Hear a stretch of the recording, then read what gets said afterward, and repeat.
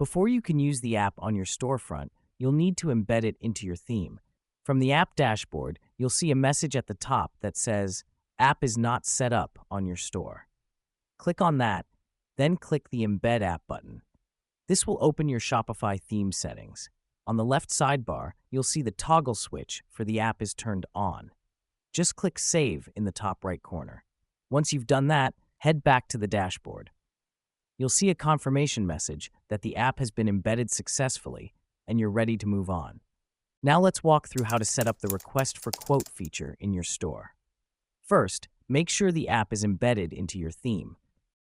Then, you'll need to contact our support team to help install the quote button. Since each Shopify theme is built differently, we'll make sure it works perfectly on yours. Don't worry, just give us your collab code and we will help you install it in a short time within our working hours. My team has already installed the quote button for me, so I will move to the next step.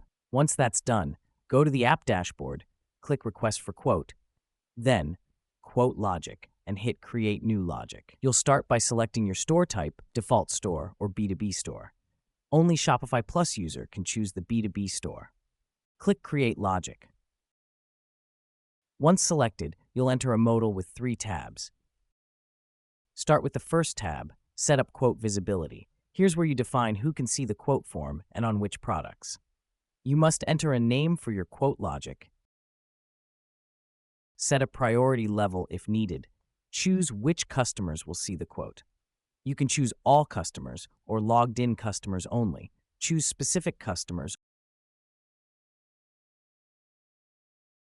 or by tags. Here I will choose all customers. Select the products where the quote button will appear.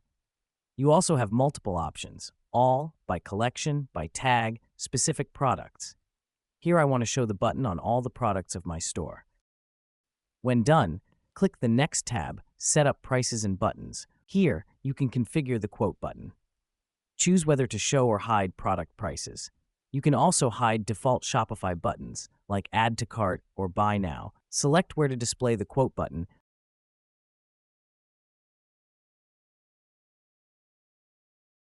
then customize its color and styling.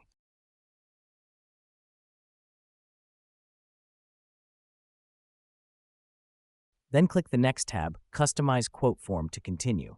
In this final setup tab, you can show or hide product information inside the form. Add, remove, or edit form fields. I want to add some custom fields for my products.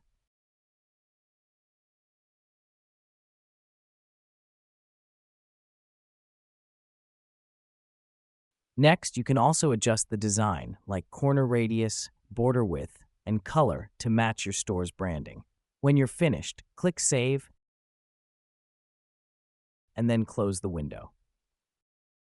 You will see the quote logic you've created there.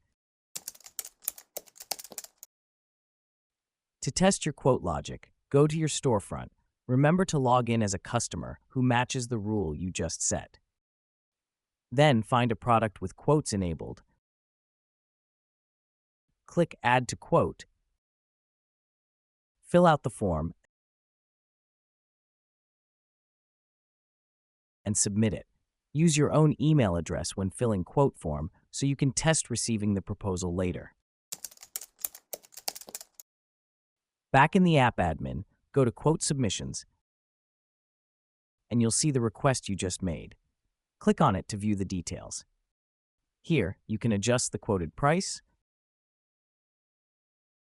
change quantities, or review any information the customer filled out. You can also add shipping or tax for your quote. Click Save. Once everything looks good, click to send the proposal via email. Then, check the inbox of the email you used. You'll see the quote proposal right there. After discussing and finalizing the terms with your customer, simply return to the quote in the app and click Convert to Draft Order. This will generate a Shopify draft order. And from there, you can send the invoice directly through your Shopify admin.